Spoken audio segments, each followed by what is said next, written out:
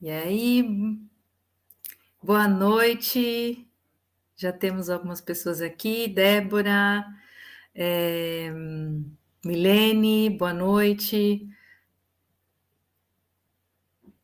Vocês estão conseguindo me ouvir bem? Me ajudem mais uma vez no teste do som. Estão ouvindo direitinho?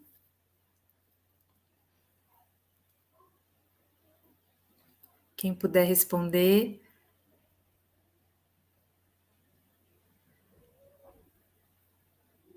Sim, muito obrigada. Olá novamente, obrigada novamente, Milene querida. Bom, vamos então começar, né, mais uma palestra do nosso ciclo de palestras em prol da Associação Se Tem Vida Tem Jeito, que um grupo de voluntários, profissionais voluntários se reuniram, somos nós, os palestrantes, você que recebeu os nossos posts, as nossas divulgações. Estaremos aqui essa semana toda, já estivemos ontem, hoje já é a nossa segunda palestra da noite, para que a gente consiga, então, angariar fundos para a execução e a realização do primeiro simpósio Se Tem Vida, Tem Jeito. A Associação Se Tem Vida, Tem Jeito, ela é presidida pela nossa querida mestre Karina Okajima Fukumitsu, e tem como missão cuidar e acolher pessoas em processo de luto, luto por suicídio, ações de pós-venção, para o acolhimento e o desenvolvimento da saúde existencial e o bem-estar. Para que a gente consiga fazer esse simpósio lá em setembro, a gente vai precisar da doação daqueles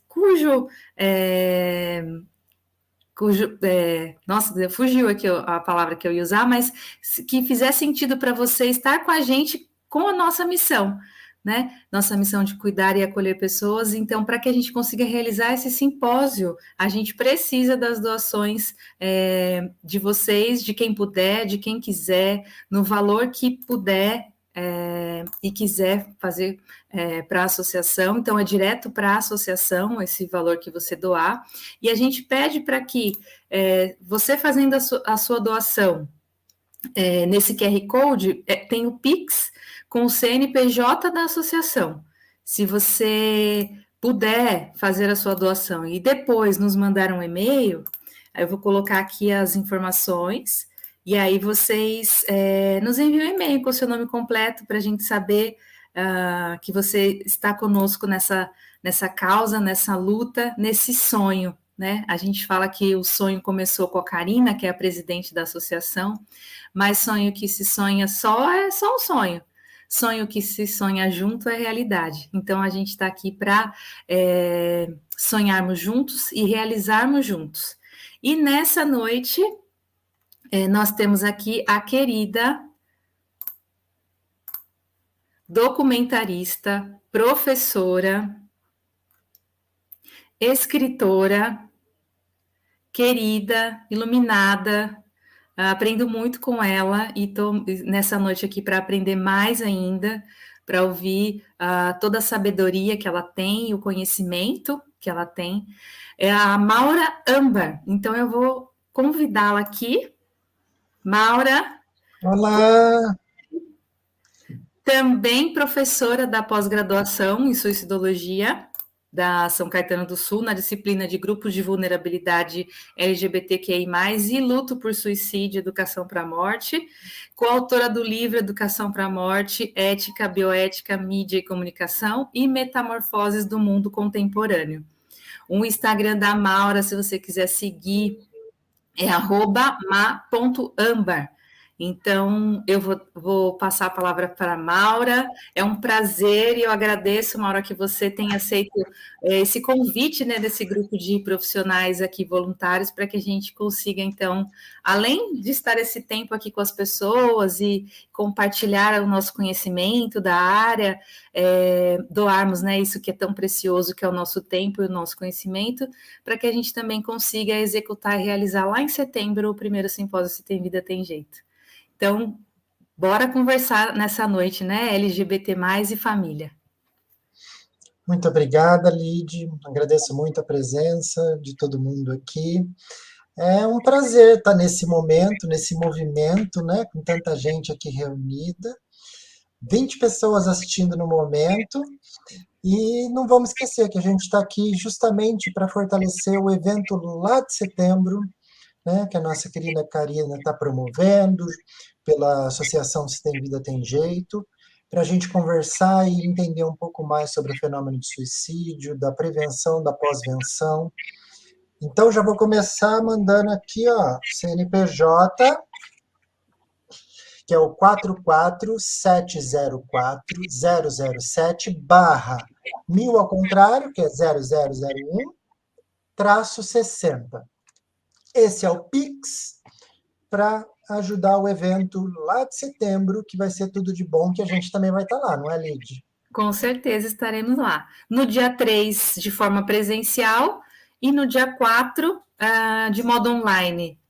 E em Isso. agosto começam as inscrições. Então, ainda não estão abertas as inscrições, mas você vai encontrar todas as informações no site da associação, Se Tem Vida Tem Jeito, nos nossos canais no Instagram, tanto da Karina quanto do Se Tem Vida Tem Jeito, no Instagram também. Então, vocês também podem falar com a gente no direct. Vou deixar aqui também o site da associação. Mas se vocês jogarem lá no Google, para mim, pelo menos, é a primeira coisa que aparece. Associação Se Tem Vida Tem Jeito. Você clica lá e já é o primeiro site que aparece e você vai conhecer as carinhas, né? Do presidente, da vice-presidente, do diretor financeiro, de todo mundo que compõe, vamos dizer assim, a diretoria da associação. E ali também vão estar as informações para o simpósio. O meu gato está subindo aqui, mas já ele também veio ouvir você, Maura. Olha. Ah, oi, Bechano. Ai, gente. É o Caetano. Caetano com a gente. Traga o Gil, Caetano. Muito bom. Bom, então, essa noite a gente intitulou como LGBT e Família, justamente porque existe uma ideia de que as pessoas LGBT não gostam de família e tudo mais, né?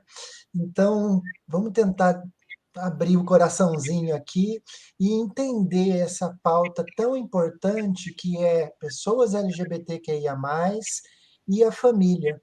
A gente vai falar de várias situações que simplesmente poderiam ser suavizadas se as famílias tivessem acesso à informação, né? Então, eu agradeço muito a presença de todo mundo que está aqui, para que a gente consiga conversar com, com perguntas, se quiserem mandar, e a gente vai trocando figurinha aqui. Eu vou trazer alguns dados e a gente vai curtindo o momento, tá bom, Lidia? Tá ótimo. Então vamos lá. Eu queria começar justamente como eu começo as minhas aulas, falando do Ubuntu, né? Ubuntu, que é uma palavra que possui diversos significados, mas um dos mais conhecidos é assim: eu sou porque nós somos, que conta justamente a história de uma lenda de um antropólogo que chegou numa tribo africana e escondeu um presente e falou para a garotada que estava ali reunida: quem achar o presente vai ganhar a gincana. E as crianças saíram todo correndo, foram atrás do presente e acharam em cima de uma árvore um presente, e elas pegaram todas juntas e trouxeram todas juntas o presente. E aí o antropólogo olhou aquilo e falou: ué, mas não, assim eu não vou conseguir ter um ganhador, né? E as crianças falaram para ele: Ubuntu, né? Como um de nós poderia ficar feliz enquanto os outros estivessem tristes? E essa pergunta que eu queria que calasse em nosso coração: como que um de nós pode ficar feliz enquanto tiver gente triste, enquanto tiver gente que não é respeitada, enquanto tiver gente que não pode exercer o seu direito à cidadania, por exemplo, né? Então, eu queria trazer essa noite várias situações, vários exemplos, um pouco de texto para a gente poder dialogar melhor, para não ficar coisas de vozes da minha cabeça disseram, nada disso, a gente vai estar com bastante respaldo aqui hoje, né? Eu queria começar falando para vocês desse livro, que é o Educação para a Morte, onde eu, deixa eu ver, aqui, onde eu desenvolvo um capítulo que eu falo sobre o documentário que eu fiz, Suicídio, Assunto Urgente, né, que eu dirigi e produzi, onde participam diversas pessoas que vêm trazer justamente como que é a demanda de cuidar, né, de quem está nessa situação diante do suicídio, com ideações suicidas. Então, eu fiz várias entrevistas, dentre elas está a Karina Fokumitsu, né, que todo mundo conhece bem, e no documentário eu trago justamente o Carlos Correia, que é voluntário do CVV, né, o Major Diógenes, que na época era capitão Diógenes, que é do Corpo de Bombeiros, fala sobre uma abordagem diferenciada para não gerar novos traumas. A Fernanda Rezende, que é psicóloga clínica e hospitalar, que ela fala muito sobre um ponto e vírgula, ela tem inclusive tatuado aqui uma querida Fernanda Saudade. A querida Karina Fokumitsu, que é psicóloga pós-doutora em suicidologia. O Padre Lício Araújo, que é teólogo, filósofo, que traz as demandas dele e traz uma pesquisa que ele faz com várias religiões, mostrando a misericórdia de Deus, que não existe mais a condenação, né, das religiões para a questão do suicídio, a misericórdia de Deus é maior que a nossa e tudo mais, e ele fala, deixa Deus ser Deus. A doutora Lúcia Rangel, que é antropóloga, professora da PUC de São Paulo e assessora do CIMI. O Neuri Botega, que é psiquiatra, professor titular de psicologia e psiquiatria da Unicamp. O padre Paulo Gonzalez, que é psicólogo e psicanalista, que fala também da situação que é muito dita, né, infelizmente, de que suicídio é falta de Deus, e não é por aí. Ele, inclusive, ele é do CAPS de Sorocaba e recomenda muito a terapia, recomenda a busca de ajuda de profissionais para a saúde mental.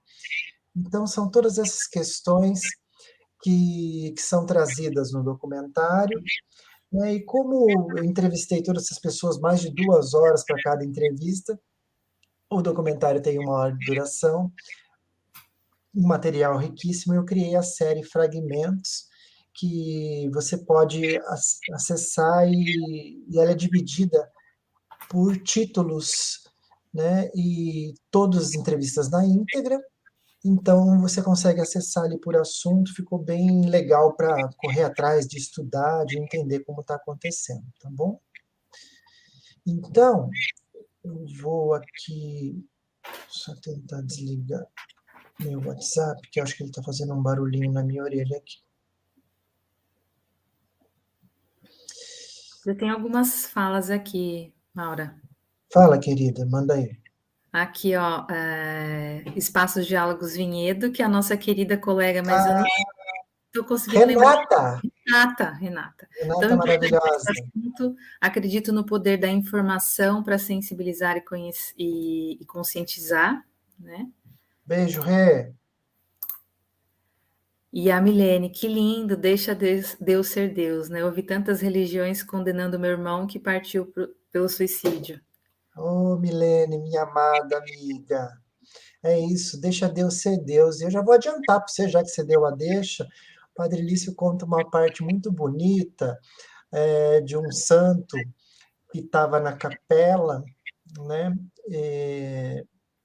São Curadars, na verdade. E aí, de repente, chega para ele uma pessoa correndo e fala: Curadars, Curadars, meu marido pulou da ponte e caiu no mar. E ele olha com compaixão para aquela mulher e fala: minha irmã, entre a ponte e o mar tem a mão misericordiosa de Deus amparando seu marido.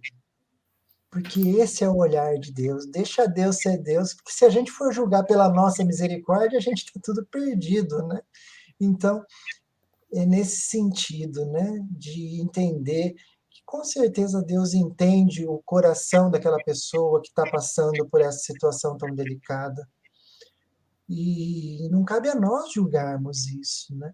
E o Lício traz todas essas questões de uma forma muito, muito pedagógica, né? Com essa pesquisa que ele fez. No fim das contas, todas as religiões mostram que conseguiram entender que aquela pessoa está numa demanda muito específica para vivenciar essa realidade e que não cabe a nós julgarmos, né? Então é muito bonito isso e nos conforta também, não é, minha querida amiga? E eu queria trazer para vocês também é, o Metamorfoses do Mundo Contemporâneo, que eu sou coautora também, com organização da querida Cecília Alves, a Diane Português, que também é professora lá na pós da USCS, a Suelen Cristina Miranda, a Clara Escandelay do Nascimento, onde eu falo sobre vulnerabilidade, né, sobre a metamorfose do mundo contemporâneo na visão da vulnerabilidade social da pessoa LGBTQIA+. E, e dentro desse trabalho, eu trago um texto justamente sobre a questão da identidade de gênero, né? Temos o cisgênero como o gênero com o qual a pessoa se reconhece, ou seja, a pessoa se identifica com o gênero que lhe foi atribuído no nascimento, homem ou mulher. O transgênero, a pessoa transgênero, que não se identifica com o gênero atribuído no nascimento, é a pessoa transgênero. E ainda o gênero fluido ou não binário, que é a pessoa que não se reconhece nem no gênero masculino, nem no feminino, ou transita entre eles. Vale lembrar que a orientação sexual, muito confundida com a identidade de gênero, diz respeito a por quem a pessoa sente atração emocional, afetiva, amorosa ou sexual.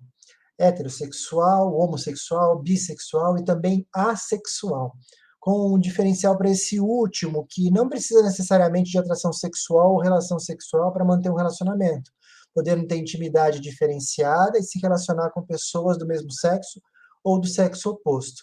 Então, vale a gente lembrar do assexual, não é assexuado, mas é assexual, né, que tem esse destaque aqui. A maneira como as pessoas se expõem socialmente para expressar seu gênero é conhecida como expressão de gênero.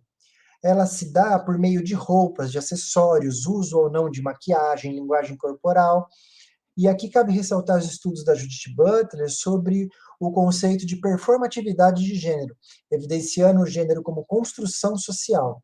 Não há identidade de gênero por trás das expressões de gênero.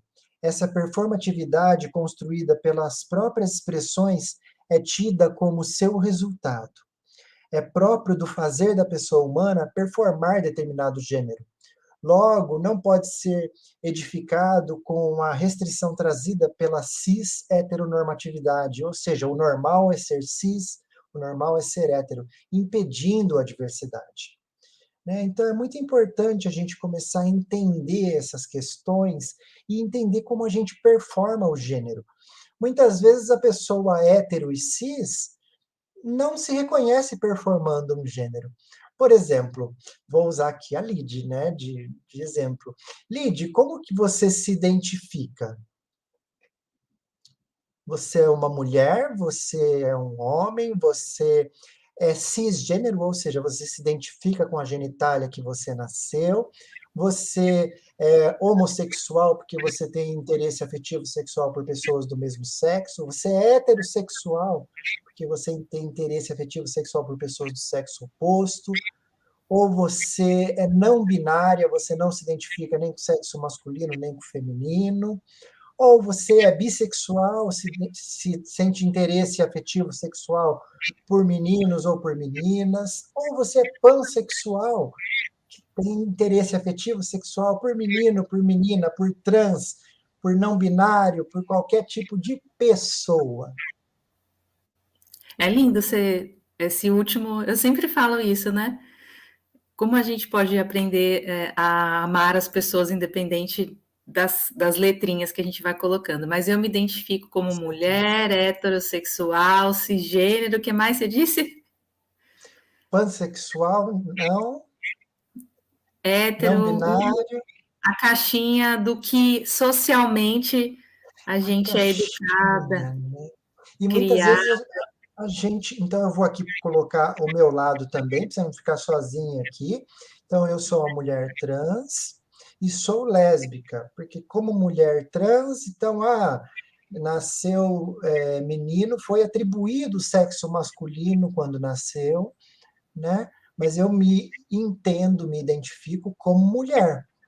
E aí já se espera, então você vai gostar de homem? Não, eu sou homossexual, eu sou lésbica. Então minha atração afetiva sexual é por mulher, né? Então, como que fica isso? É uma caixinha, é uma prisão, é um lugar para você ficar preso e tudo mais?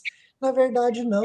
Na verdade, é um lugar para você ter um alívio. Olha, tem um lugar para mim. Porque quando a gente nasce menino e se identifica como menino, nasce menina e se identifica como menina, você não tem esses questionamentos, porque a sociedade não vai te cobrar se você está agindo assim, está agindo assado, né? Então, a hora que a gente pertence ao grupo LGBTQIA+, L de lésbica, G de gay, LGB, B de bissexual, LGBT, T de transgênero, de travesti, LGBTQ, Q de queer, né, que é uma expressão trazida de fora para a gente, que é atribuída a alguma coisa como, é o estranho, é o diferente, e a comunidade acabou usando isso a favor, sim, eu sou diferente, eu sou queer, né? E o pessoal não binário se identifica muito, né, dentro dessa nomenclatura, LGBTQI,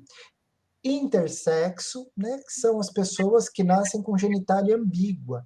E aqui tem estudos que dizem que são tão comuns quanto pessoas de olhos verdes. A diferença é que o olho está no rosto, né, para você ver, né? Então, tem uma luta muito importante do pessoal que é intersexo, deles pedirem para que não seja feita uma cirurgia quando bebê, mas espere um pouquinho para ver como que esse ser humano vai lidar com essa situação, como ele vai se identificar sexualmente, né? Para que depois faça essa cirurgia, de fato corrigindo ou não, depende de como a pessoa se identificar, né? Então, LGBTQIA, assexuais e não assexuados, como a gente sempre ouviu falar, né?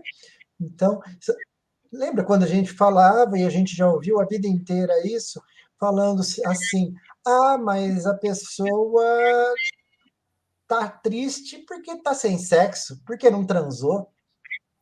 A pessoa tá feliz porque transou, e por aí vai e tudo mais. E aí vem essa galera, olha, eu sou assexual e tá tudo bem.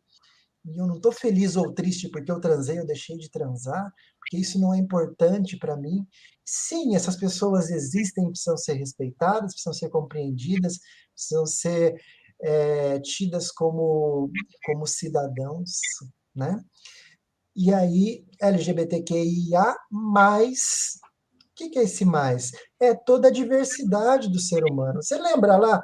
Você deve ter a mesma idade que eu, né? Vamos entregar a idade? Não, deixa guardado.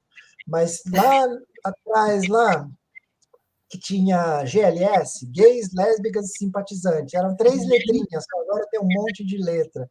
Por quê? Justamente para a gente conseguir ir adequando essa diversidade, essa pluralidade que é o ser humano, né? Mas aí, de repente, chega lá na família, né? E como que a gente vê essa situação da pessoa LGBT na família? E tem uma situação que eu gosto muito de trazer, que é algo que é tipo um ciclo de violência que acontece. E esse ciclo de violência tem violências de vários tipos, né? Por exemplo, a violência da evasão escolar. Segundo os dados da ANTRA Brasil, 90% das pessoas trans acabam recorrendo à prostituição por falta de oportunidade de trabalho. Mas como assim falta de oportunidade de trabalho?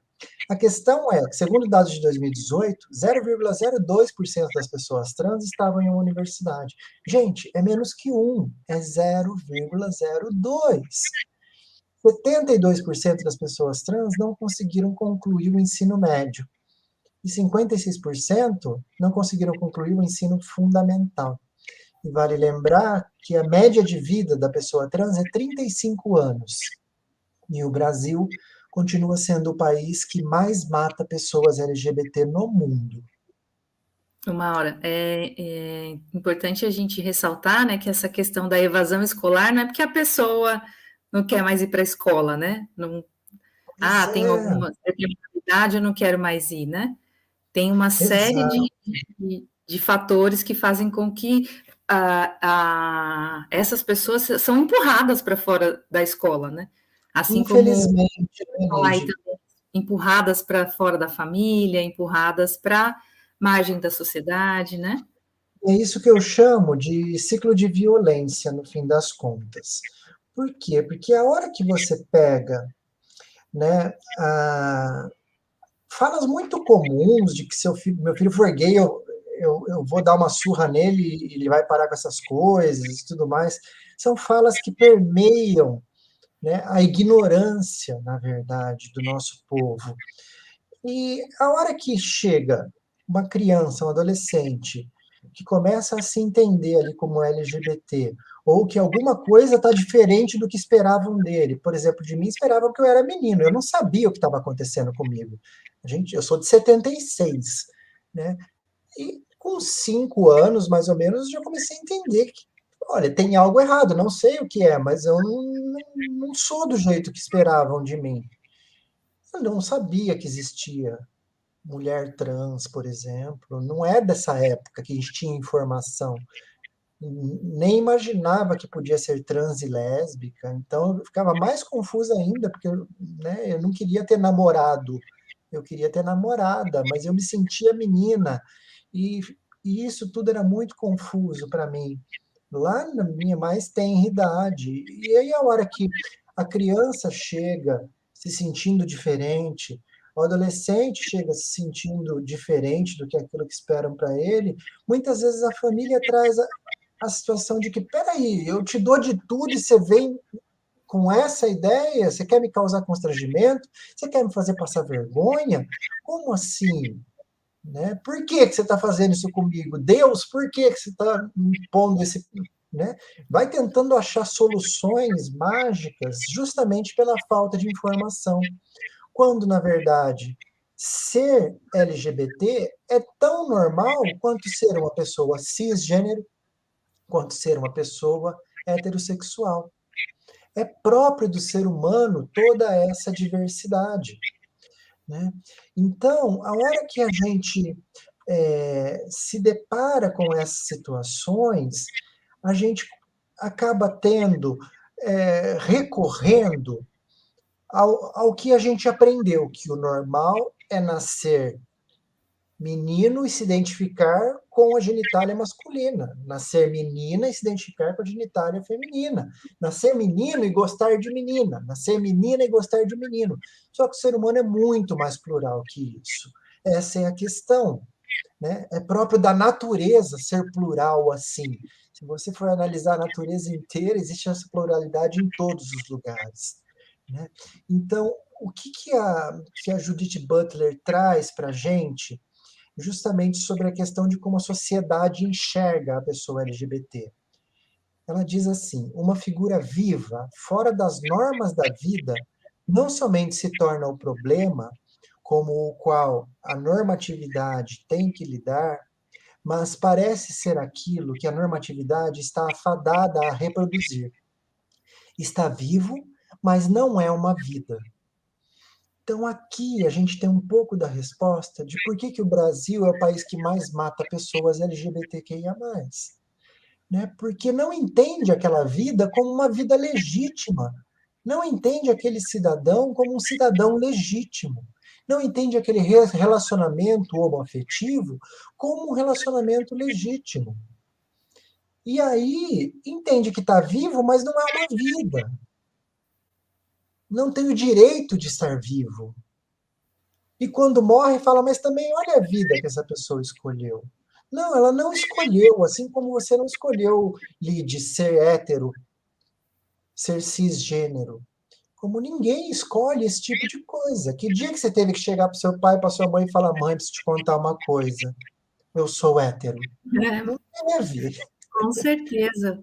Não teve, porque a gente aprendeu que isso é o certo. Por isso que a gente fala heteronormatividade, né? Sim. Ser hétero como normal, como norma, né? Cisnormatividade, ser cis, ou seja, se reconhecer com a genitália que nasceu, como normatividade, como norma, né? Então, é muito importante essa questão.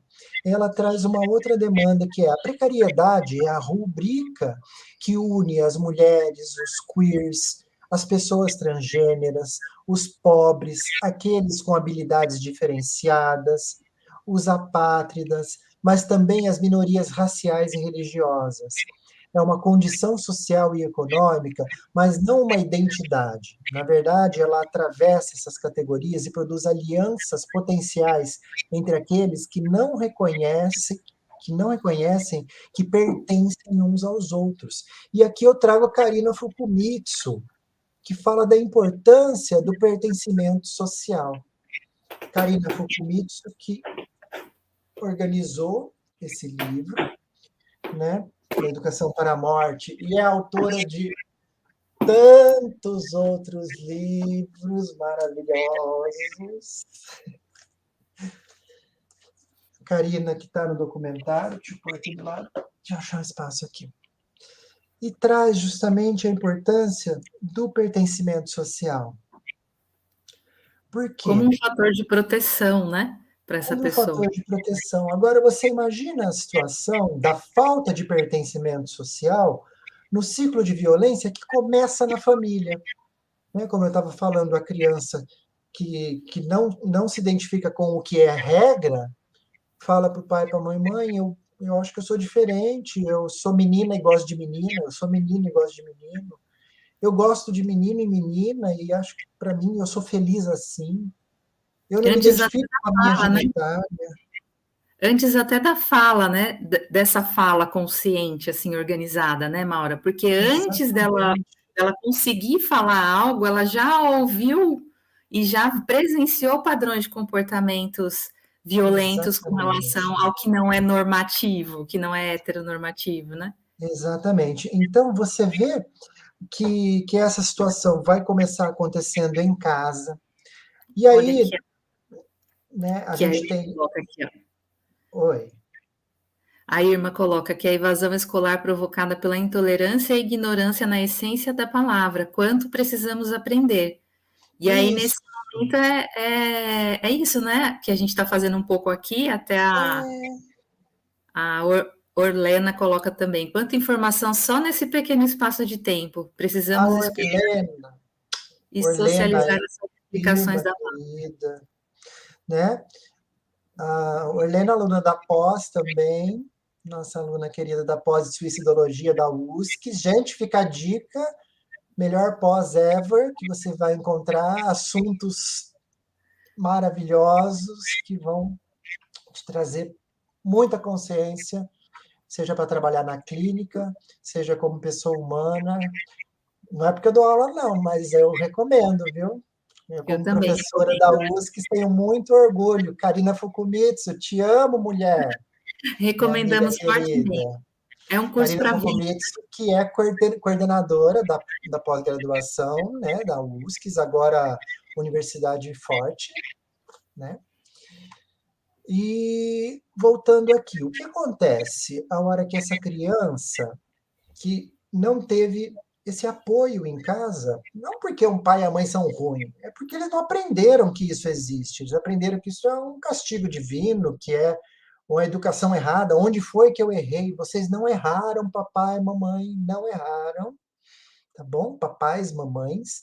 Aliás, beijo para minha querida amiga Renata e para o Dudu, papais frescos, que estão nesse momento tendo o querido Tomás. Seja bem-vindo, Tomás. Beijinho. Mais uma vida chegando aí. E aí, o que acontece? A hora que, como você disse, já dá sinais antes da criança ter essa consciência. E esses sinais na escola são tratados como o quê? Como bichinha, como aquele que vai apanhar na saída. E aí, a hora que isso é levado como um problema que está acontecendo, muitas vezes se ouve a resposta, mas também olha o jeito que ela anda rebolando, olha o jeito que ele anda rebolando, olha o jeito que essa menina fica aí, parece um menino, não quer apanhar na saída. E aí, como que os pais vão reclamar? Se os próprios pais não entendem isso como algo a ser reclamado na escola, porque meu filho, minha filha está apanhando na saída, está sofrendo bullying, está sofrendo humilhação. Então, a gente tem a violência psicológica e física na escola, a violência psicológica e física em casa, né? Lembra do pertencimento social que a Karina Fukumitsu traz como algo extremamente importante, né? Porque ela fala de uma expressão que ela cunhou chamada processo de morrência. Todos nós podemos entrar no processo de morrência até chegar na ideação suicida, né? Só que nesse meio de caminho, muitas vezes a gente fala de prevenção ao suicídio e tudo mais, mas a gente esquece que esse meio de caminho você tem abuso de álcool e droga, você tem abuso de sexo desprotegido, você tem vários abusos porque essa pessoa não está se sentindo pertencente.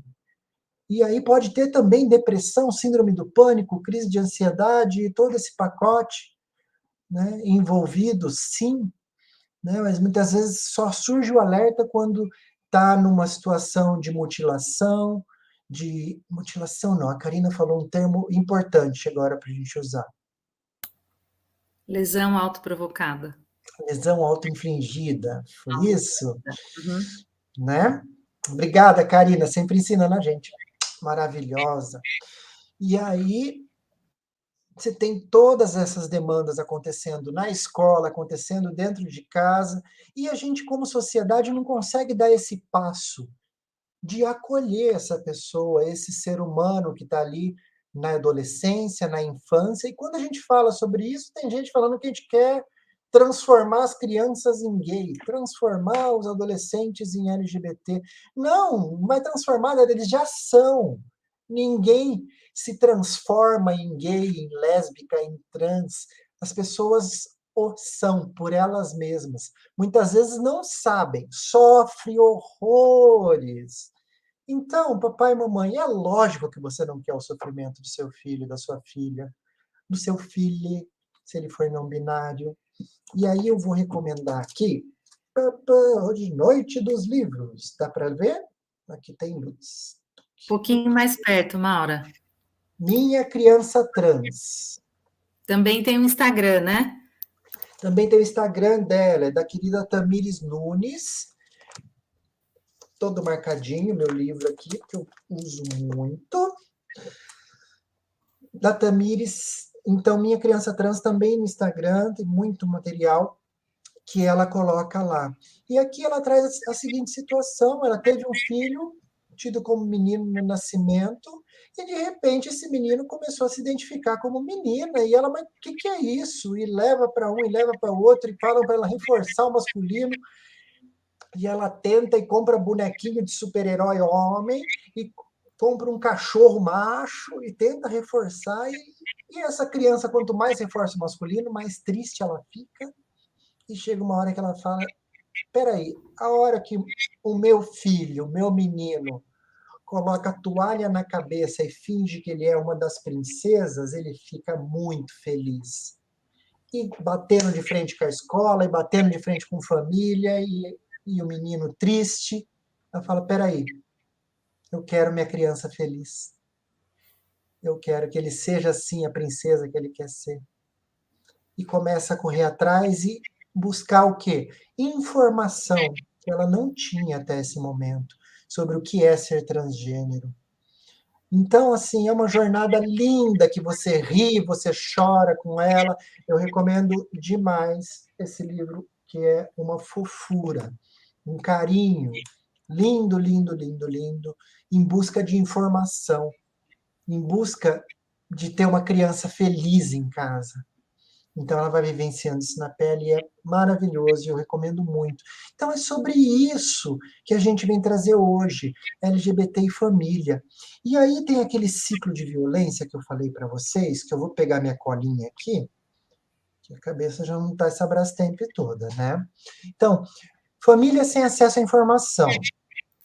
Criada como todos nós fomos criados, dentro da heteronormatividade, do patriarcado, toda essa história de que o homem é é a palavra final e tudo mais. Tudo isso reforça os estereótipos de gênero, né? As performatividades de gênero, como traz Judith Butler. Aí, o adolescente, ele se descobre LGBT, normalmente na adolescência. Aí você tem a situação de violência física e emocional dentro de casa, violência física e emocional na escola, né? O adolescente é expulso de casa porque não presta, veja bem. É esse entendimento que muitas vezes a família tem, né? De que ele não presta, de que ele está fazendo algo errado, sendo exatamente quem ele é. E depois de adulto a gente procura a vida inteira, né? Faz terapia para ser quem nós somos, né?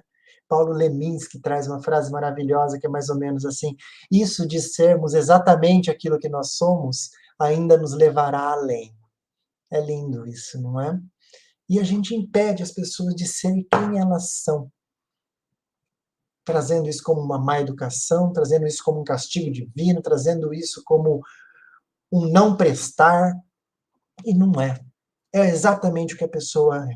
E essa pessoa ali, criança, adolescente, é colocado na rua, muitas vezes, e ela não encontra estrutura familiar na rua, e se depara com o uso de drogas, com violência, com tráfico de pessoas, minha gente. Muitas meninas, travestis e trans acabam achando que vão fazer sucesso na Europa e caem na mão de traficante de pessoas. Tá? É muito sério isso. Se envolve com todo tipo de crime, porque não tem o apoio à estrutura da família. Né? E o meio de sobrevivência principal, por quê? Porque essa pessoa, né, lembra, saiu lá da evasão escolar, meio de sobrevivência, prostituição. 90% das pessoas trans sobrevivem de prostituição. Não que a prostituição seja algo errado, porque é reconhecido pelo Ministério do Trabalho, né? Desde que a pessoa se prostitui porque ela quer, não por falta de opção. Certo? Então a gente precisa ficar bem acordado, né? Fizemos este acordo aqui. Se a pessoa está indo para a prostituição por falta de opção, aí a gente tem um problema social muito importante. E, no fim das contas, chega diante do empregador, que fala que não tem problema com pessoa LGBT, que ele contrata se ela tiver um bom currículo. Como que essa pessoa vai ter um bom currículo? Se sofreu evasão escolar, se foi colocada na rua, se não teve acesso à educação, e aí vai arrumar um emprego com bom currículo como? Então fica aqui um apelo também para a nossa sociedade, como que a gente reinsere essas pessoas no ciclo social, como a gente faz essas pessoas serem pertencentes ao ambiente social, para lembrar de novo da querida e amada Karina Fukumitsu. Então, nesse ciclo de violência, presta atenção onde começou. Lá na família, que não tinha informação. Olha aí o Então, comentário da Thelma, olha a Mauro. Thelma aí. Fala aí, Lid, lê para nós. Meu filho tem 5 anos e fala que quer ser menina. Deixo ele livre para brincar e viver como ele é. Porém, já sinto na família um olhar diferente. Isso é triste. Porém, ele é amado demais em casa. E é em casa que a gente consegue essa proteção, né? Porque muitas vezes a gente vai falar disso, não me deixe esquecer de falar de rede de apoio, tá? Olha o gatinho aí de novo, nosso mascote da noite. E aí, o que acontece? Quando essa criança, esse adolescente não tem esse apoio em casa, tem todo esse ciclo de violência. Imagina, gente, que vem comigo aqui, ó, vem pertinho aqui. Imagina se esse adolescente tivesse apoio em casa.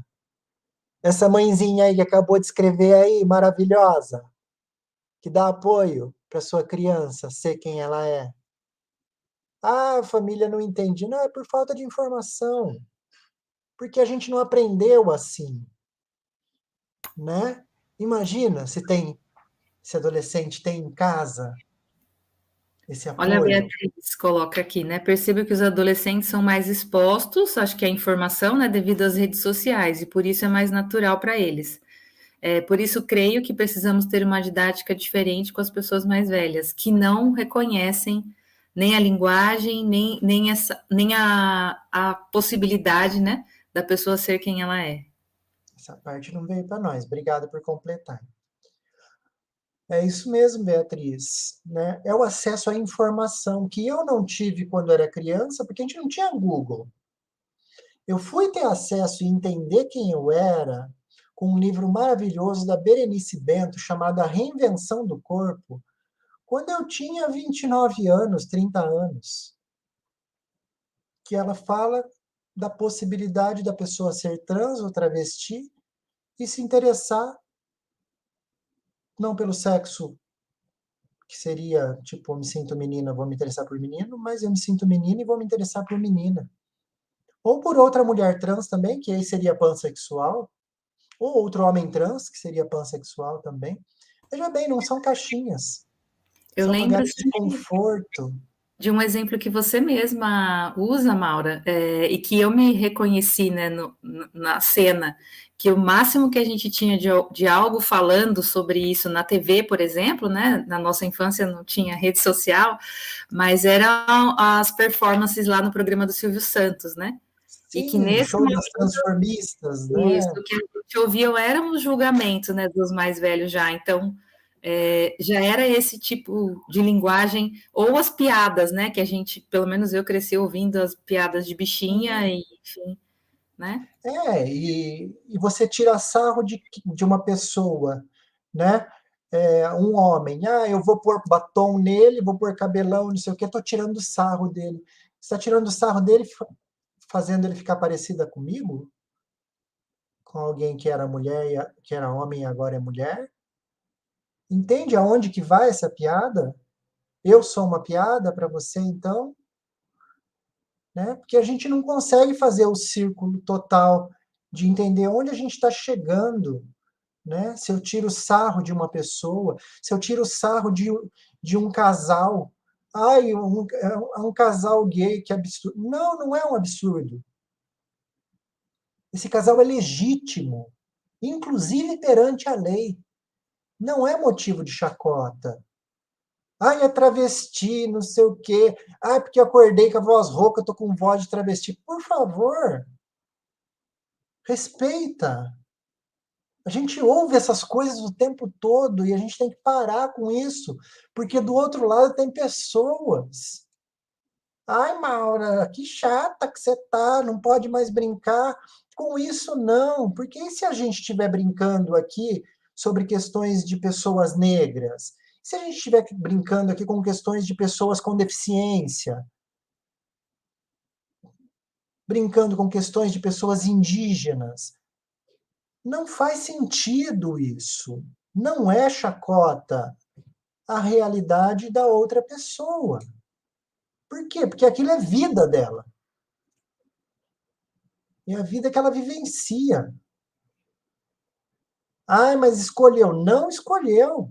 Eu nunca escolhi ser uma mulher trans. Quando eu vi, filho, eu era. Simples assim. Ah, então você enganou todo mundo até quando você alterou os documentos e o sexo, tudo? Não. Eu fui o que esperavam de mim. Eu fui o que pediam para eu ser. Eu não queria fazer meus pais ficarem envergonhados. Eu não queria perder o emprego por ser quem eu era. Porque é assim que acontece. E aí eu cheguei em um momento delicado de ideação suicida. E aí você para e pensa, e agora? Eu me aceito como eu sou ou eu maltrato minha família por ser quem eu sou? Eu perco meu emprego por ser quem eu sou? São questões muito complexas para quem está vivendo isso. Ah, porque você não fica no armário? O armário mata. Por favor, o armário mata. E isso é trazido nesse livro. Andrew Solomon, Um Crime da Solidão, Reflexões sobre o Suicídio. Suicídio entre pessoas LGBT. E aí, o Andrew vai trazer aqui uma coisa bem importante.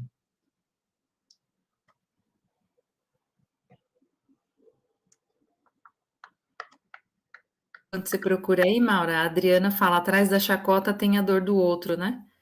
E a dor do outro, Exatamente. e o outro precisa ser respeitado. O Andrew traz o seguinte: a taxa de depressão é mais alta entre gays que não saíram do armário. Então, essa história de que o gay bom é aquele que não parece gay, que a trans é aquela que não parece trans, que é só trans só dentro de casa, para proteger e tudo mais, que tipo de proteção é essa? Se a taxa de depressão aumenta quando essa pessoa está no armário, né? Então, ele traz outro dado aqui: gays e lésbicas apresentam mais depressão, mais pânico, mais dependência química, mais tendência suicida e mais suicídio do que seus homólogos héteros. E em números, ele traz a seguinte informação: de 4 mil homens de 17 a 39 anos, 3,4% dos homens héteros tentaram suicídio, enquanto 20% dos homossexuais tentaram suicídio. Gente, é 3,4% contra 20%. Tá? Então, é extremamente importante a gente trabalhar a questão do pertencimento social. Sabe? Não é brincadeira a gente não lidar com essas questões, né? A Karina fala na série Fragmentos, onde eu a entrevistei, que é preciso buscar o pertencimento social, em especial pessoas do grupo de vulnerabilidade social, pois tem maior risco de morrer por suicídio. E ela ainda traz: o suicídio é multifatorial. Logo, não devemos encontrar causas isoladas. É preciso evidenciar o processo de morrência e o definhar existencial. Dois termos cunhados pela Karina: o processo de morrência e o definhar existencial. Meu amigo, minha amiga, meu amigo, se percebeu que a sua criança está entrando em processo de morrência, está em sofrimento existencial, se aproxima, abre o coração e tenta entender o que é. Pode ser que ela só seja uma pessoa LGBT e não tenha a menor ideia de como não magoar vocês. E queira falar sobre isso. Então, daqui a importância. Fala, Lídia, o que você ia falar? Não, eu ia falar que o número, ele não a causa do suicídio não era a pessoa ser, né, se reconhecer fora da normatividade, mas Não. todo esse contexto que você está falando, né, toda a violência que ela já sofre, que ela já passa, e tudo que ela percebe que se ela for quem ela é, vai de pior acontecer, né? Então, de não ter o amor dos pais, de não ter o reconhecimento da família, é pelo sofrimento, muitas vezes, de algo que ainda não aconteceu. Então, o adolescente Exato. começa a vivenciar isso e a sentir no corpo, né? Essas violências que muitas vezes, eu outro dia conversando com uma mãe, falei isso para ela, muitas vezes não é falado. Não é uma coisa que já aconteceu, né? Você não falou isso, mas outros comportamentos e falas suas em outras situações, num filme, numa novela, num beijo gay na TV, numa reunião de família, como essa pessoa foi. Um exemplo foi de humilhação, né? Então, às vezes não é algo que já aconteceu, né? Porque muitas mães se questionam isso. Eu estava conversando com uma mãe e eu achei importante ela falar isso, mas como se eu nunca falei que isso para o meu filho, por exemplo? Falei, mas e A os gente seus comportamentos? percebe, né? E sente vergonha, né? O Andrew Solomon traz aqui também, dentro disso que você está falando, gays sofrem de depressão em números imensamente desproporcionais. É a peste não reconhecida na nossa comunidade. E a única razão que me ocorre para explicar por que não se ouve mais a esse respeito é que temos vergonha. E a culpa e a vergonha de ser gay levam ao ódio de si mesmo e ao comportamento autodestrutivo. E aí, sobre a questão dos pais, um estudo da New Yorker, ele diz o seguinte, faz a pesquisa com a seguinte pergunta: o que você preferia para o seu filho ou sua filha? Que fosse hétero, sem filhos, não casado, ou casado, mas um tanto infeliz? Essa é a primeira pergunta. Hétero, sem filhos, não casado, ou se fosse casado, que fosse um tanto infeliz. A segunda pergunta é: ou que fosse homossexual, com um relacionamento estável e feliz e com filhos. Segunda. Primeira, hétero. Segunda, homossexual. Homossexual, mas um relacionamento estável, feliz, com filhos. Por incrível que pareça, mais de 1/3 escolheu hétero e infeliz. Então, para muitos pais, a homossexualidade é um castigo que lhes foi infligido por Deus, por qualquer causa, entendeu? Das suas próprias transgressões, onde foi que eu errei, o que eu fiz de errado para merecer isso. Então, a gente tem dentro da gente essa ideia de que se o filho não nasceu como era esperado, e esse esperado é uma construção social. Por que eu falo isso, que é uma construção social? Eu vou trazer aqui o Estevão Fernandes.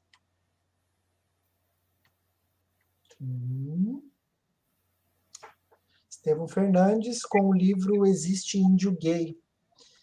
E aqui o Estevão mostra que desde o começo, lá na colonização, a gente já foi aprendendo como que deveria lidar.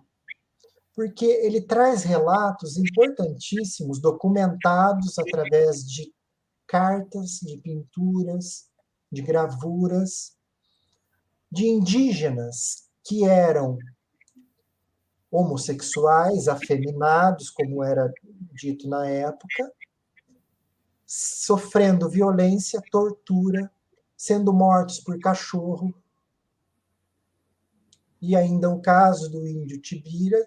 Tibira, na época, era uma tradução para afeminado e tudo mais.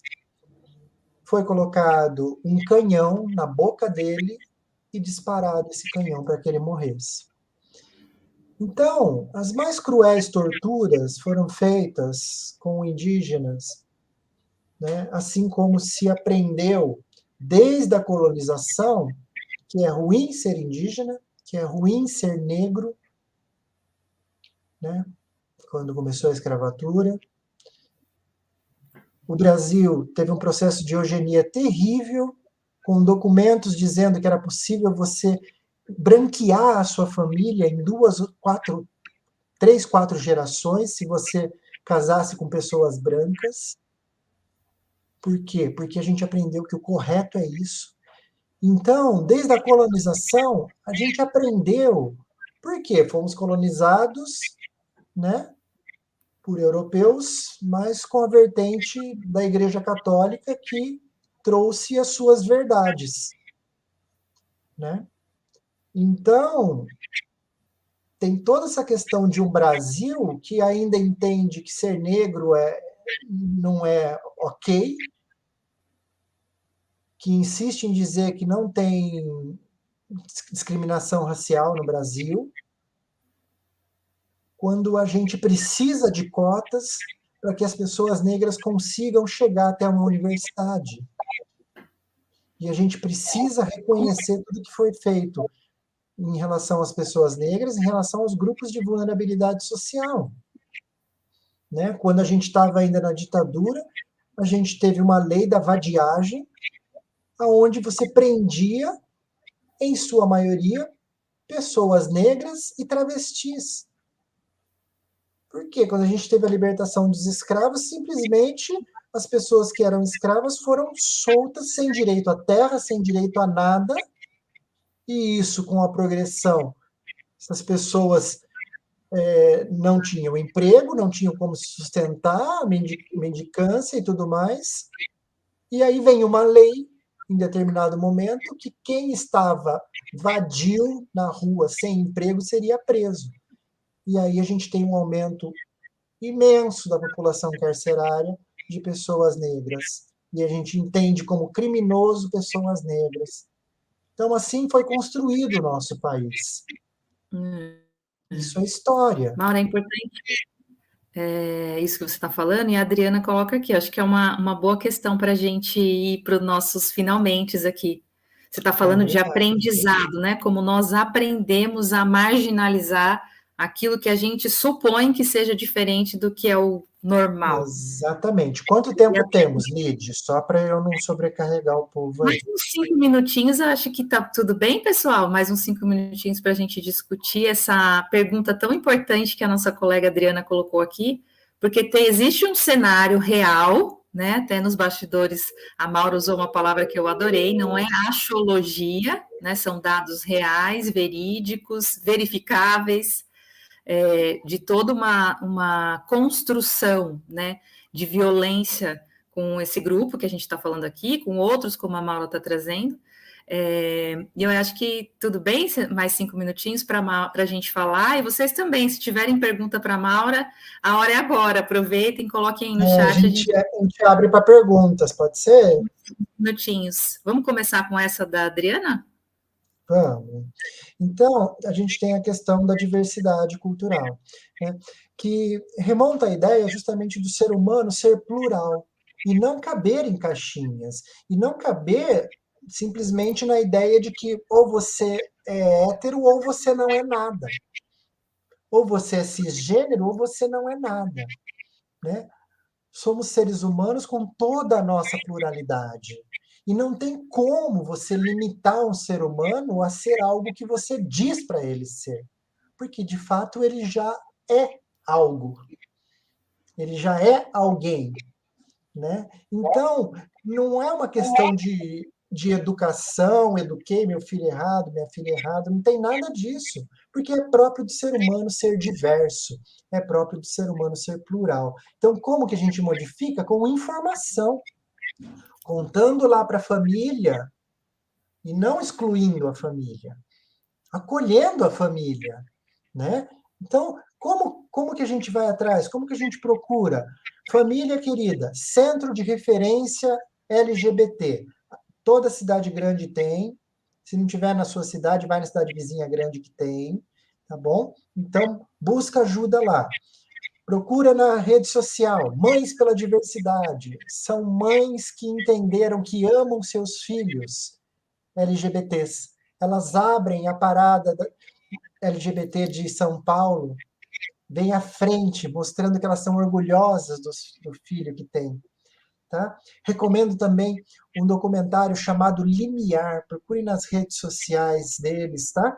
Limiar, que é a história de uma mãe, que é a Coraci, que foi minha professora, inclusive, de documentário, que a criança dela começa a se demonstrar diferente, e ela vai tentar entender isso, e nesse processo de entender, ela grava todas as situações e faz um belíssimo documentário também. Então, o documentário Limiar.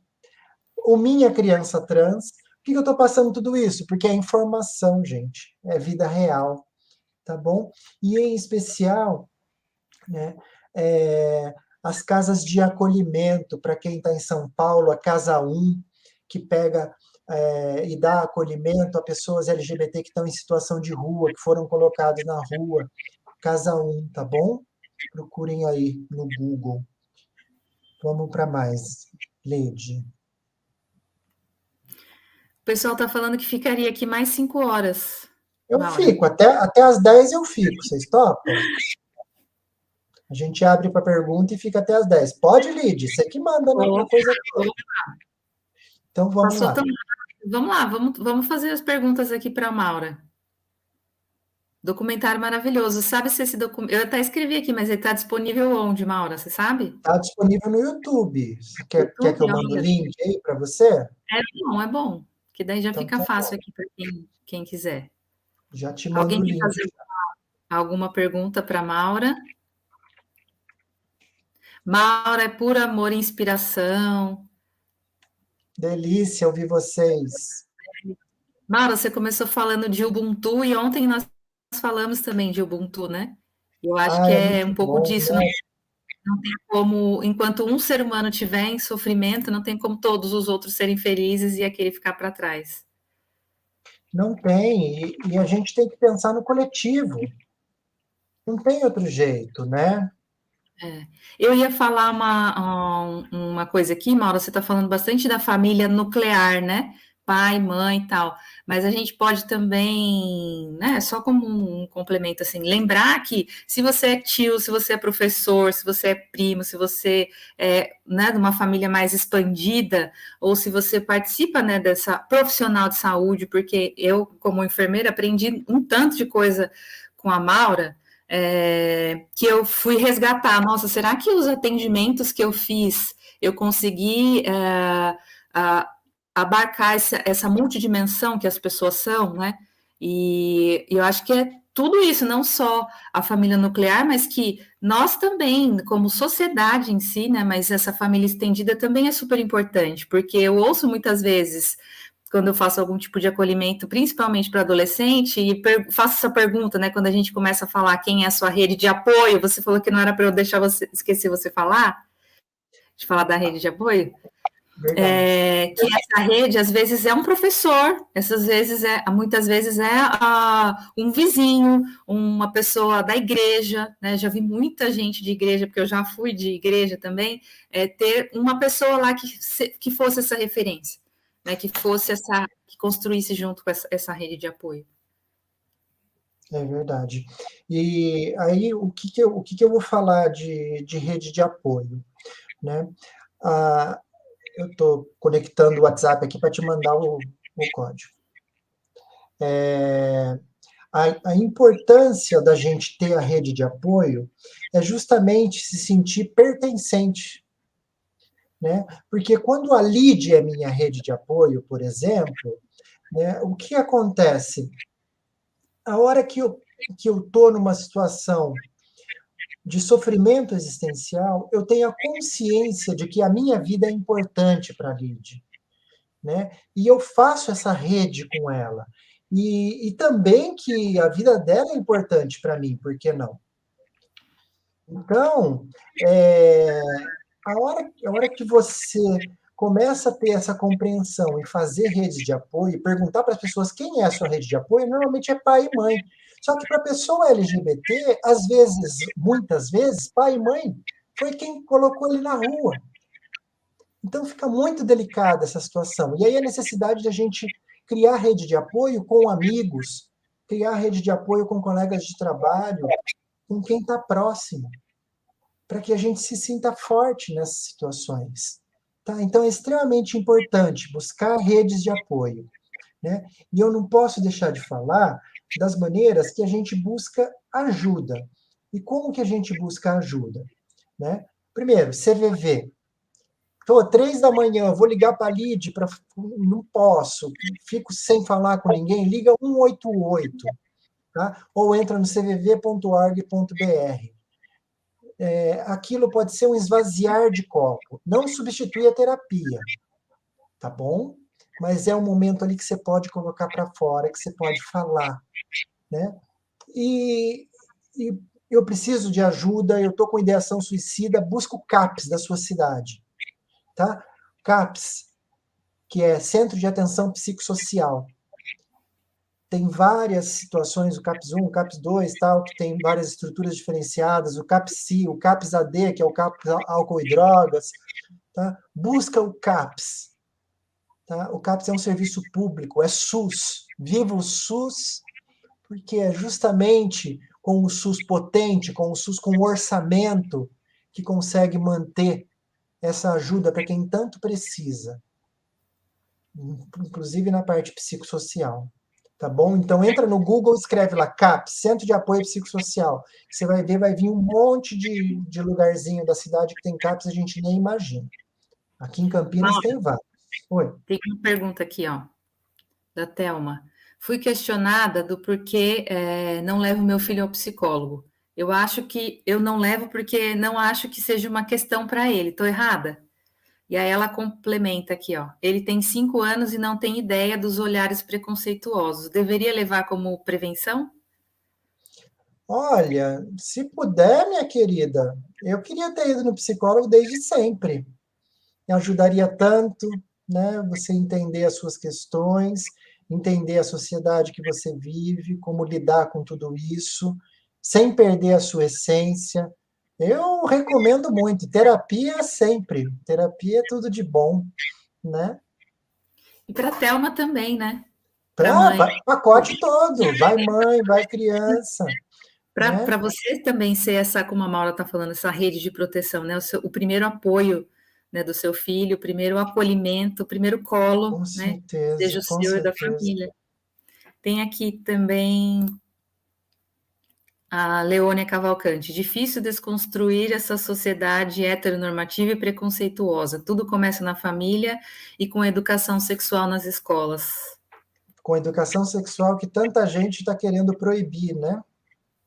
Por quê? Porque falam que vai transformar a criança em pervertido, em LGBT e tudo mais, sabe? São muitas demandas que, assim, podia deixar para os profissionais, para começar, né?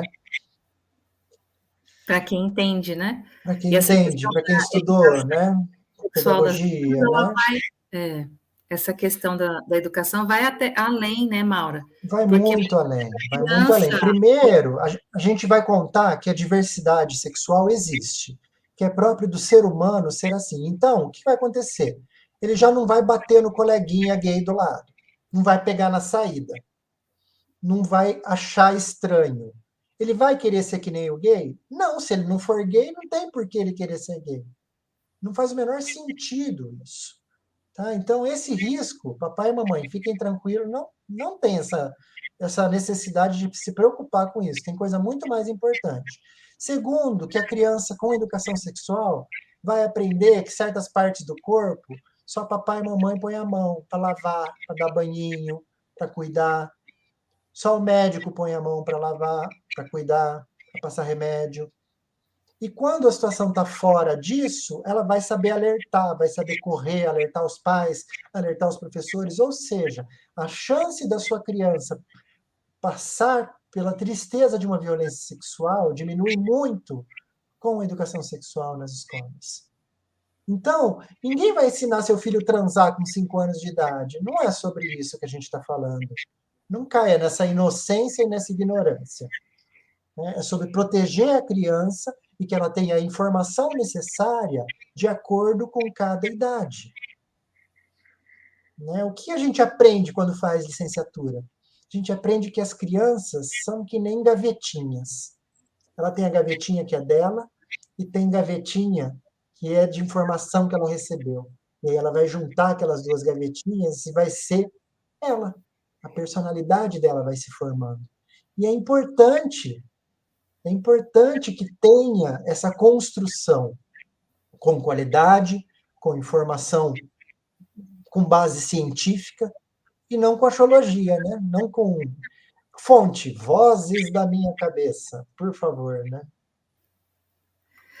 A Milene coloca aqui, né? Tem um trabalho importantíssimo, precioso lá na ONG Casa Mateus. E ela fala, muito importante essa fala, a ONG se torna uma rede de apoio para muitos jovens que não conseguem esse apoio em casa, quando ainda estão se encontrando. É Então tem esse verdade. trabalho da ONG. É uma delícia poder ter esse apoio, viu, Mi? A Mi, nossa querida, que também faz parte lá do grupo de enlutados do Instituto Sede Sapiens, né? Um beijo para ela, para a Fátima, nossa coordenadora, para a Cris, para a Karina, que idealizou esse grupo. É muito importante você ter um lugar onde você possa respirar livremente sem esse julgo, porque é impressionante o quanto que a gente fica, sabe, com esse peso nas costas, como eu falei, por exemplo, da questão, eu poderia perder o emprego, poderia perder os amigos, poderia perder tanta coisa por ser quem eu sou.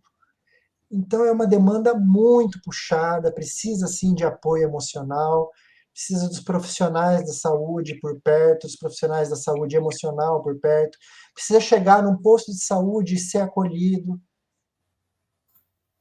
nas demandas necessárias, se for trans, tem direito a fazer tratamento nos postos de saúde, por mais que muitas vezes muitos postos ignorem isso ou não tenham informação sobre isso. É importante esse acolhimento nos postos de saúde, muito importante, porque pega a maioria da população aí.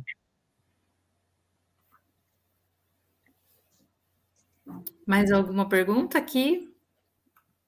Para quem está aqui também, né, eu deixei aqui, ó, Espaço Ser Casa Mateus Campos, vocês encontram no Instagram, no Facebook, é um espaço de cuidado sensacional, assim, com profissionais voluntários que trabalham lá para fazer esse acolhimento a adolescentes, e agora até expandiu, né, Milene, a idade.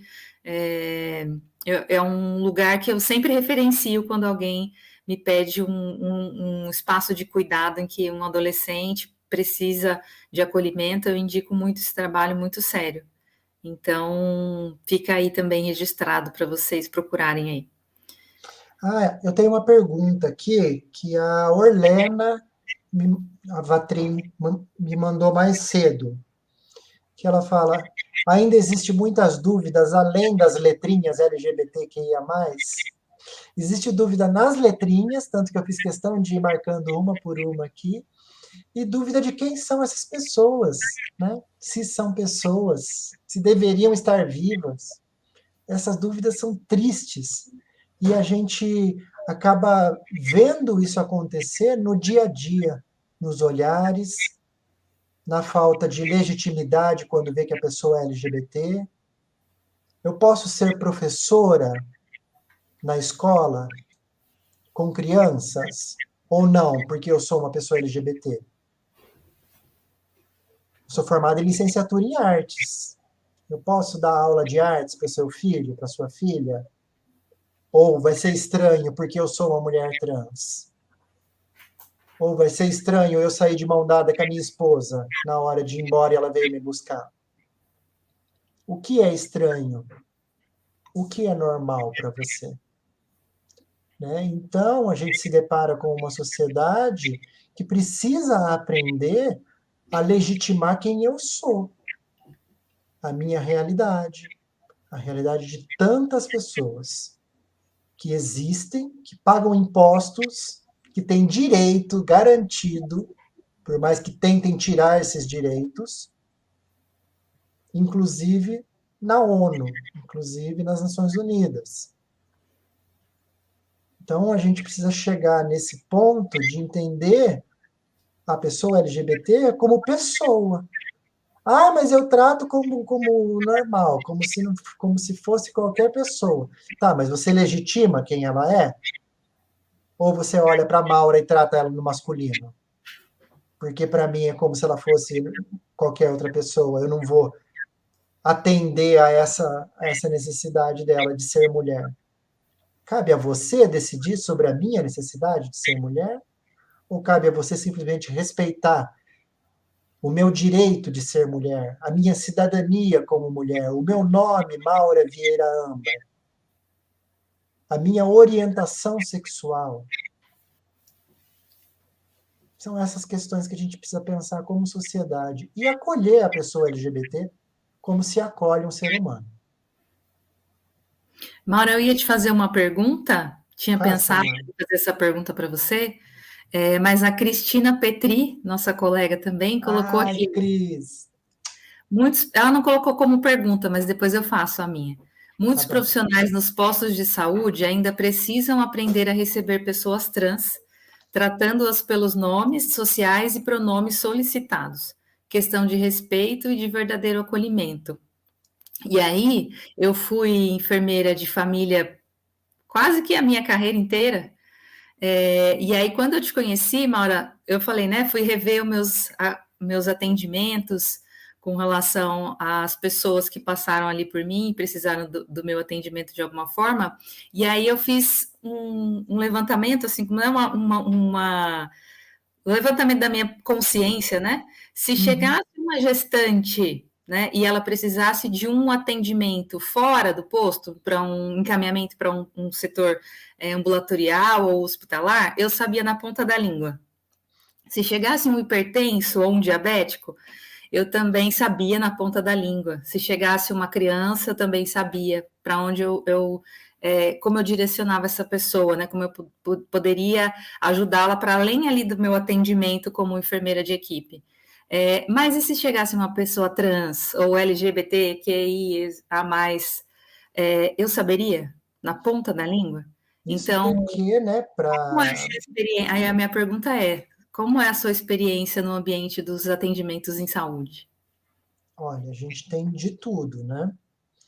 Eu sou privilegiada porque eu tenho plano de saúde, inclusive, né? Então a gente tem que reconhecer nossos privilégios de pessoa branca, vamos começar por aí, isso é reconhecer privilégios também, no Brasil que a gente vive, e ter condições de pagar um plano de saúde, né? Onde a gente tem, infelizmente, o nosso SUS, que já foi sucesso no mundo inteiro, sucateado por falta de verba, né? Como eu falei do CAPS, que é do SUS. Outro dia eu estava conversando com uma enfermeira do CAPS, ela falou, Maura, a gente teve a verba reduzida, inclusive para comprar marmita para as pessoas que estão lá. Sabe? Chega num ponto que é desumano. Então, a gente tem ali profissionais trabalhando que muitas vezes teve a mesma criação do que a gente conversou aqui, né? Que apesar de tecnicamente estar lá na apostila, né, como que é esse atendimento, mas tem todas as limitações que a gente cresceu tendo, de que a pessoa escolheu ser assim, isso e aquilo, e a gente tem o tratamento de PrEP e PEP, podemos falar sobre isso, né? O que que é? É para quem tem HIV, né? Meu marido tem HIV, então, sabendo que ele tem HIV, ele faz lá o tratamento dele, mas ainda não zerou, né? Então, para transar sem preservativo, existe uma medicação que é disponível no posto de saúde, chamada PrEP. Você toma essa medicação e pode transar com o seu marido que tem HIV, ou com a sua esposa que tem HIV, enfim. Né? Por quê? Porque isso é qualidade de vida, porque isso é respeitar o ser humano. E qualquer pessoa pode ter HIV, não é só LGBT. Né? Inclusive, hoje tem uma demanda bem importante de pessoas idosas com HIV porque não querem usar preservativo. Sim. Né? Ou porque acha que é normal transar fora do casamento e depois traz ISTs para dentro do casamento, porque não usa camisinha, porque diz que a camisinha não cabe, aperta. Meu amigo, eu adoro aqueles vídeos do povo pondo camisinha no braço, pondo camisinha no pé, falando, não, não aperta, arruma outra desculpa. Né? E, além do PrEP, a gente tem o PEP. O PEP é o quê? Por exemplo, a LID trabalha com material perfuro cortante. Uma agulha contaminada, por exemplo, ela pode pegar HIV.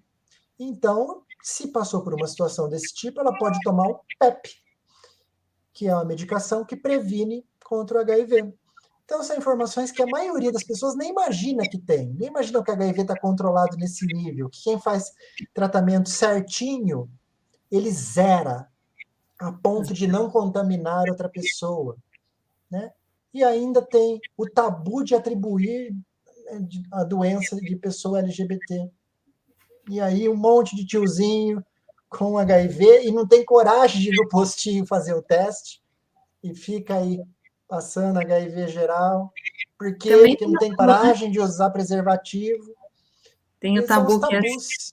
que idoso também não faz sexo. Então, aí a gente já não pergunta e ele também já não responde, então, porque a gente não perguntou e assim vai. Exato. E a Olha, gente vai Simone, vendo esses tabus sendo remontados, né, o tempo todo. Então, informação, minha gente. Está aqui nossa querida Lid, do lado de cá, que sabe tudo da parte do posto de saúde, do atendimento.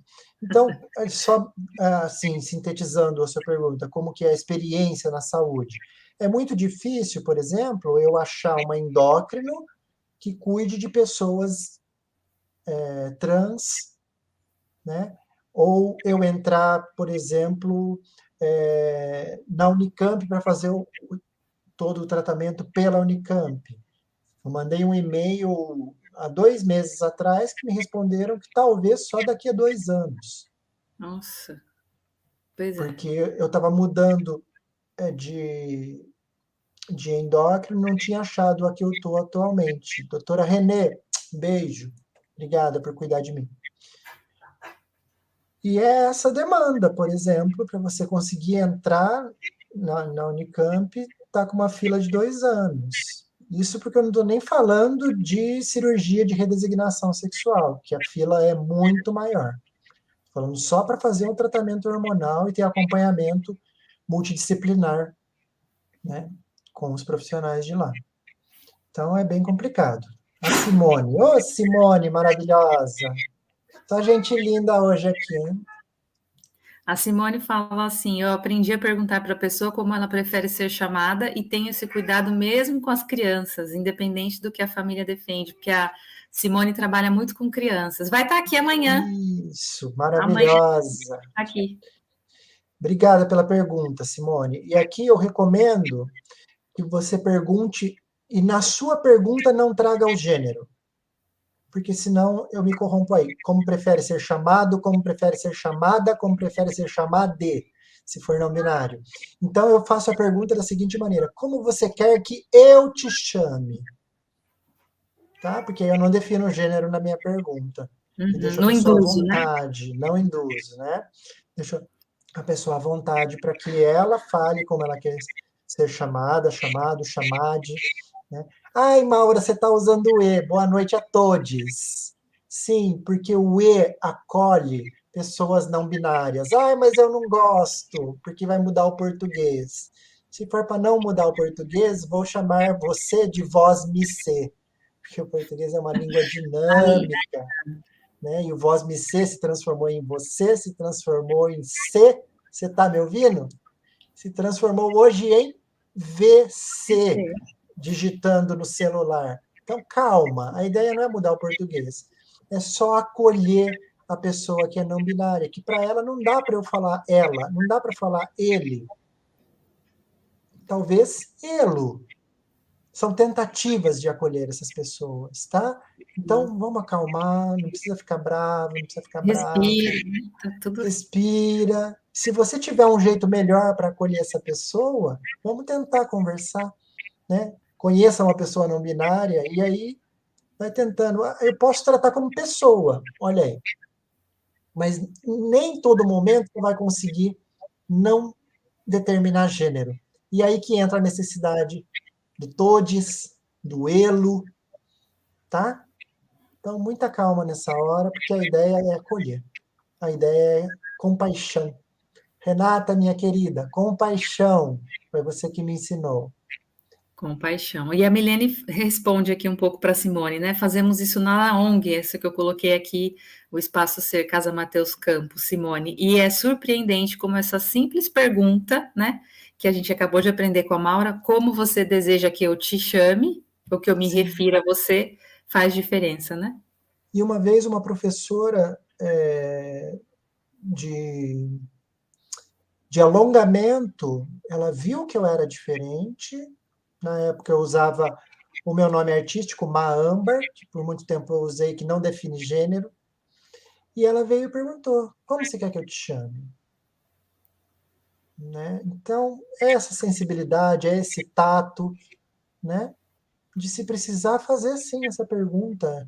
A gente fica muito feliz quando chega alguém que se importa em não chamar errado, sabe? É um importar-se ali que é gostoso, sabe? Porque ele leva tanta chapuletada e de repente tem alguém que está preocupado com aquele que parece um detalhe, mas não é. Porque quando me chamam pelo pronome errado, isso bate na minha cara, sabe? De que, olha, você nasceu com genitália masculina, tem que te chamar no masculino. E a genitália é só genitália, gente. A gente é muito mais complexo que a genitália. Tá aí as pessoas intersexo, né? Que quando sofrem a cirurgia ali como bebê, o médico fala: cria como menina, já fiz a cirurgia para ela ser menina. Cria como menino. Por que naquele momento pode criar como menina e criar como menino? E para o resto é atribuído segundo a genitália e fala, vai ser menino e vai ser menina. Percebe? Sim. Maura, que Oi. delícia te ouvir. A gente sempre aprende muito. E aí, como alguns falaram aqui, a gente podia ficar aqui, né, 5 horas, madrugada dentro, mas a gente já está chegando aqui no nosso combinado das 22 horas. Então, eu te agradeço mais uma vez por você doar o seu tempo aqui com a gente, que o principal objetivo é, claro, levar informação, levar conscientização, trazer à tona, né, trazer para a nossa fala do cotidiano, para a nossa vida, para aquilo que está acontecendo aqui e agora, que a gente precisa aprender a acolher todo ser humano em todas as suas diferenças e pluralidades, e mas também, né, como de fundo aí, de um plano de fundo, a gente conseguir as doações para a gente realizar lá em setembro o primeiro simpósio Se Tem Vida, Tem Jeito. É Então, verdade. só relembrando aqui, né, que esse QR Code está aí para que você consiga pegar o CNPJ da associação e fazer a sua doação para que mais ações como essa que a gente está fazendo aqui, elas possam acontecer, para que a gente continue cuidando e acolhendo as pessoas e os seres humanos da forma como eles são, né? E que a gente possa prevenir e fazer ações de pós-venção também ao luto por suicídio. Que é isso, Maura? Isso é o que acontece quando você vira a câmera do seu celular para o QR Code.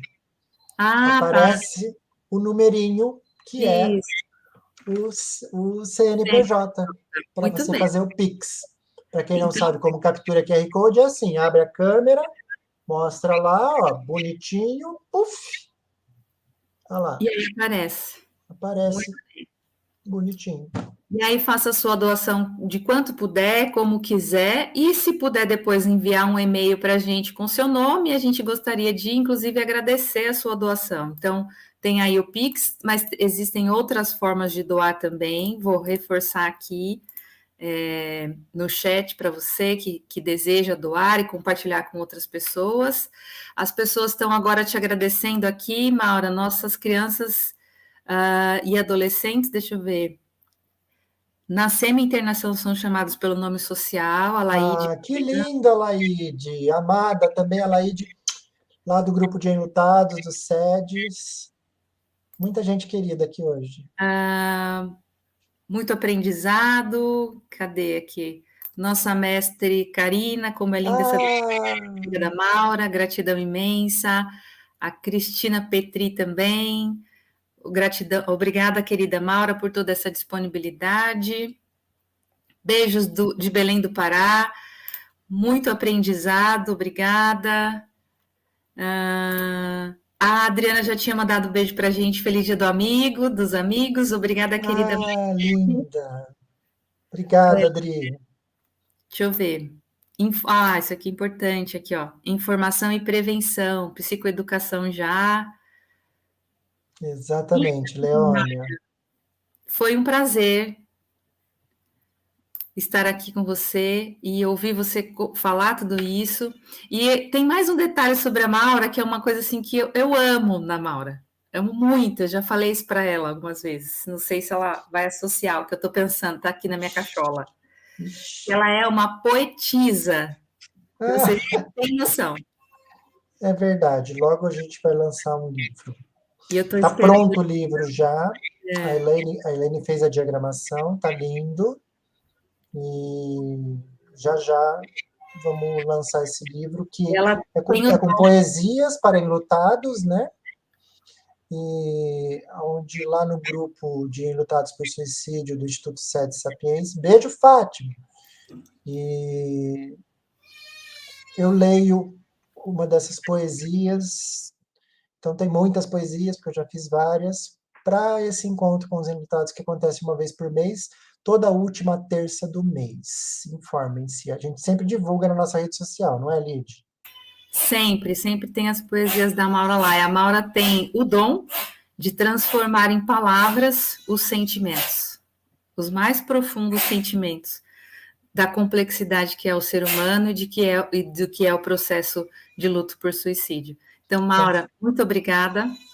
Dê suas considerações finais, agradeço a presença de cada um aqui, muito importante. Compartilhem, a live vai ficar gravada, vocês podem compartilhar para quem vocês acharem que o conteúdo possa ser benéfico. Um beijo. Muito bom. Agora Minha querida, eu agradeço muito o seu espaço, a sua disponibilidade. Não nos esqueçamos de contribuir com o que for possível para que aconteça o simpósio em setembro, que é muito importante, como vocês viram, levar informação. E quando a gente promove um simpósio como esse, gente, é uma efervescência cultural, educacional, de informação. Tá? Então, é um lugar extremamente produtivo, né? Em especial para quem vivenciou o luto pelo suicídio, para quem vai vivenciar o luto pelo suicídio, para os profissionais que vão cuidar de quem está vivenciando essa situação, para os profissionais que vão cuidar de quem tem ideação suicida. Ah, mas nunca vai acontecer isso comigo. Será? É tranquilo que isso aconteça com qualquer pessoa. Como a querida Karina fala do processo de morrência, qualquer um pode estar em processo de morrência, uns mais avançados, outros menos, né? Então, eu peço que vocês empoderem, vocês potencializem, né, instituições como essa que a Karina fundou, junto com a querida Gabi. Beijo, Gabi! Gabi lá no exterior, recebendo nossos beijos aqui, que promovem, né, a prevenção e a pós-venção ao suicídio. Tá? É extremamente importante, é um universo que, desde que eu fiz o documentário, que me acolheu através das mãos da querida Karina Fukumitsu, né, como professora na pós-graduação da USCS, onde ela é a coordenadora, e é um lugar que eu não quero mais sair, porque vocês viram aqui o carinho, essa gente toda aqui está cuidando, né? Está junto com pessoas que estão cuidando do emocional, que estão cuidando para que a pessoa saia do processo de morrência ou não entre no processo de morrência. Toda essa galera que está aqui, né? E essa galera que precisa de divulgar a informação, de promover a informação, de receber informação, levar a informação para quem não é da área, para quem não está trabalhando com prevenção ao suicídio. Então, eu agradeço imensamente a você, a Karina Fukumitsu, por toda a sua obra maravilhosa. Tcharam! E tem mais, porque eu não tenho todos, mas terei. Obrigada, Karina, meu amor. Um beijo para você e para sua família linda. Família, por falar em família linda, não percam o foco. Acolham seus filhos LGBT. Por favor. Se informem, entendam as demandas da sua criança, tá bom? Com muito amor, com muito carinho. Não tem nenhuma intenção de transformar seu filho em LGBT. Só que se ele já for LGBT, se ele começar a se entender como diferente, ele precisa muito da sua parceria, do seu acolhimento, porque ainda tem uma sociedade inteira que não entende o que é ser LGBT. Então, por favor, acolha, seja parceiro, parceira, parceire da sua criança, né? Porque é assim que a gente vai tirar ele do processo de morrência, é assim que a gente vai fazer ele se sentir pertencente. Karina, usei todas as suas falas aqui, hein, amiga? Você pode produzir mais para a próxima eu renovar meu estoque aqui, hein? Karina maravilhosa. Obrigada, gente. Fiquem bem. Na rede social, quem quiser trocar ideia, @ma.ambar. Lá tem também os acessos por WhatsApp e tudo mais. E a gente se fala. E eu vou deixar isso aqui também no meu link, gravadinho lá, para vocês acessarem novamente aqui e mandarem para as outras pessoas, como sempre faço. Beijo, parabéns, Lide, nossa Fátima Bernardes. Âncora das palestras. Boa noite a todos, boa noite de sono, durmam bem e até amanhã. Estaremos aqui com a Simone e com a Rosana. Até amanhã. Mais 2 palestras. Mais 2. Beijo.